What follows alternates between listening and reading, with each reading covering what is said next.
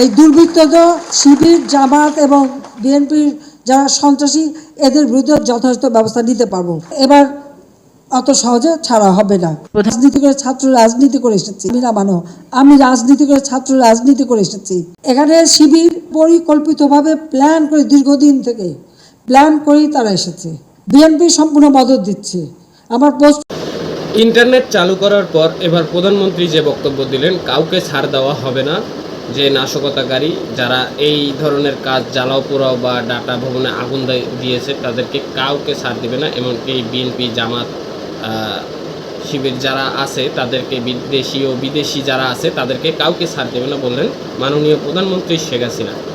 তো দীর্ঘ কয়েকদিন যাবৎ আমরা কোটা আন্দোলনের ব্যাপারটা নিয়ে দীর্ঘ কয়েকদিন যাবৎ আমরা ইন্টারনেট সংযোগ বিচ্ছিন্ন ছিল সারা দেশে। তো আজকে ইন্টারনেট সংযোগ চালু হওয়ার পরে প্রধানমন্ত্রীর এই বক্তব্য দেন এক ব্যবসায়ীদের সংবাদ সম্মেলনে। তো এখানে যারা যারা এই নাশকতাকারীদের মধ্যে যারা যারা আছে তাদেরকে সিসিটিভি ফুটেজ দেখে তাদেরকে শনাক্ত করে তাদেরকে সবাইকে আইনের আওতায় আনা হবে বললেন আমাদের মাননীয় প্রধানমন্ত্রী শেখ হাসিনা। তো সেই ভিডিও ক্লিপ আমি সেই ভিডিওটি পুরোপুরি আপনাদেরকে দেখাবো। তো তার আগে বলে নিই, আপনারা দেখতেছেন বাংলা নিউজ BDTV।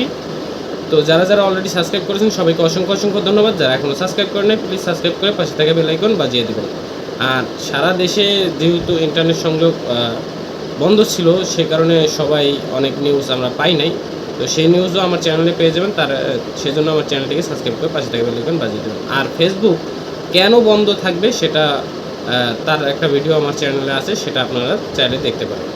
তো চলেন আমরা ভিডিও ক্লিপটি দেখে আসি। আওয়ামী লীগের আমাদের গাজীপুরের তাকে হাসপাতাল থেকে ট্রেনে বের করে মেরে গাছের সাথে ঝুলিয়েছে। যে কটা ভবন আমরা তৈরি করছি একটা বেজা অফিস থেকে শুরু কোনোটাই বাদ যায়নি, হামলা করেনি, আগুন দেয়নি। উদ্দেশ্যটা কি? এখানে শিবির পরিকল্পিতভাবে প্ল্যান করে দীর্ঘদিন থেকে প্ল্যান করেই তারা এসেছে। বিএনপি সম্পূর্ণ মদত দিচ্ছে। আমার প্রশ্ন, এরাই যে এত কিছু করছে অর্থ সরবরাহ কারা করছে? এই দুর্বৃত্তদ শিবির জামাত এবং বিএনপির যারা সন্ত্রাসী এদের বিরুদ্ধে যথাযথ ব্যবস্থা নিতে পারবো। এবার অত সহজে ছাড়া হবে না। রাজনীতি করে ছাত্র রাজনীতি করে এসেছি, আমি রাজনীতি করে ছাত্র রাজনীতি করে এসেছি। আমাদের শেষ চেষ্টা করি রাজনৈতিকভাবে সমাধান করতে। তারপর আর্মি নামাতে আমরা বাধ্য হয়েছি, কারফিউ দিতে আমরা বাধ্য হয়েছি মানুষের জানমাল রক্ষা করার জন্য। আমি তো কখনো এটা চাইনি, কারণ আমি যখন 81 সালে দেশে ফিরে আসি প্রতি রাতে কারফিউ ছিল। জিয়াউর রহমান যতদিন দেশ চালিয়েছে রোজই কারফিউ। 2009 থেকে এই পর্যন্ত দেশটাকে ওটুকু তুলতে পেরেছে বলে আজকে সেইটাকেই ধ্বংস করা হচ্ছে। শেখ হাসিনা পালিয়ে গেছে, শেখ হাসিনা নাই, শেখ হাসিনা চলে গেছে, শেখ হাসিনা পালায় না। ফ্রান্সে যাওয়ার কথা, ব্রাজিলে যাওয়ার কথা আমি ক্যান্সেল করে দিয়েছি যে আমার দেশের এই ক্রাইসিসে আমি যেতে পারবো না। তা আপনাদেরকে এই জন্যই আমি ডাকছি যে আপনাদের ভিতরে যেন কোনো হতাশা আসে, আমার দিক থেকে সব রকম সহযোগিতা আপনারা পাবেন।